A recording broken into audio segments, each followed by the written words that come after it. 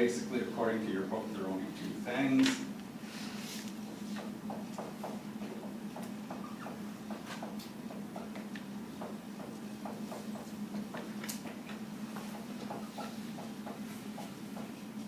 The first part, or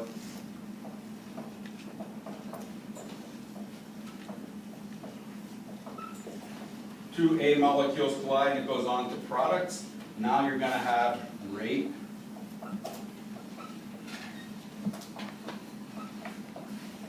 because that's the coefficient. Or we can have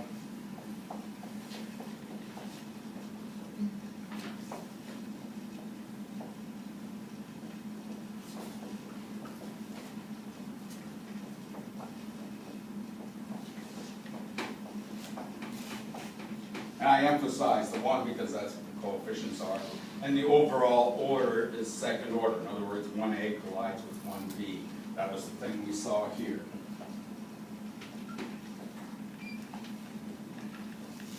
This reaction here could be an elementary process. Notice he doesn't say it is an elementary process, because you have to do a lot of different experiments to prove that something is an elementary process. And somewhere along the line, somebody always comes along and says, oh, you forgot to consider this factor, and then things that were once elementary, all of a sudden they're not. So it's very hard to prove that we have an elementary process. But we always talk about them theoretically, because they're easy to visualize anyhow. And they can be reversed. In other words, these are easily reversible. My favorite example. This is all gas phase, HI gas molecules. Two hydrogens collide.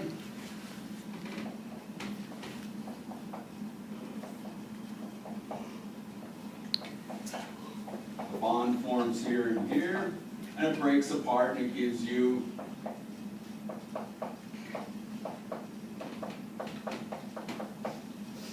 and now two of these collide somewhere else. It breaks apart and gives you back the hydrogen molecules and the iodine molecules. So that's what it means when it says it's reversible, reactivate. And it would follow some sort of activation energy, just as for the progress we saw. And since it favors these a little bit, it would look like that again, where this is HI. So this energy here is bigger than this energy here. So as long as the concentration of the reactants is more than the products, then that would be true. It would always favor the HI2, Yeah, H2.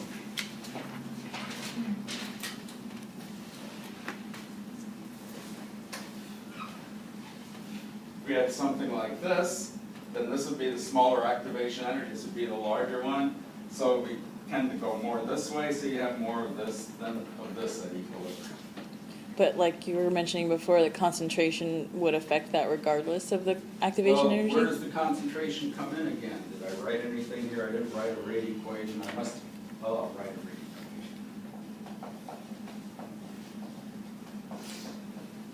equation.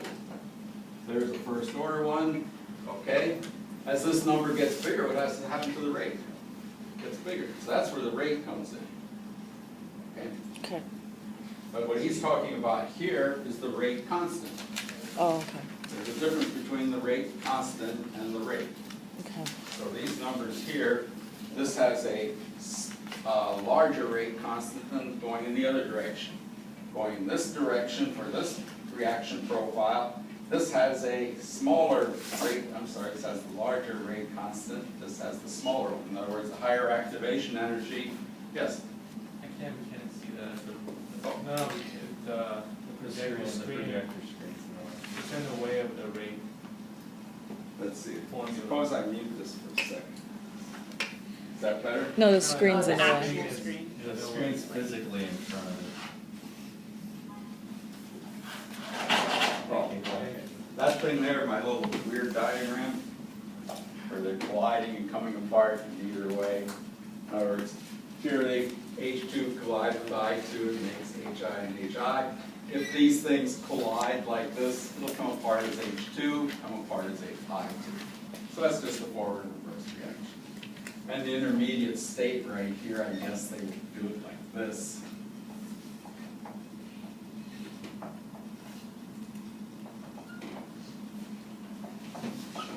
These are the bonds between the hydrogen atoms and the iodine atoms. And then here's this little spring between these things so they can break apart. Let's see. These are the little springs. So these bonds break and these form the bonds here and here. Now you have this bonded to this. Going in the other direction, a little springy thing you did there for the transition state would be this thing, and then it could break apart this way, and you get the H2 and the I2. And notice, if you had H colliding with IH like this, that would not be a favorable collision thing because it could break apart as I2, but then you'd have hydrogen atoms drifting off into space, and it wouldn't come back necessarily to the H2. So this is where he talks about favorable orientations when they collide. That's all in that little A factor.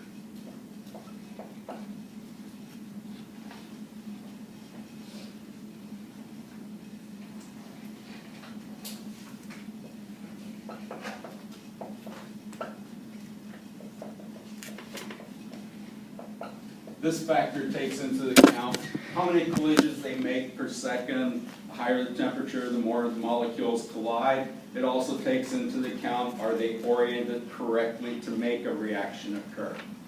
I think he did that.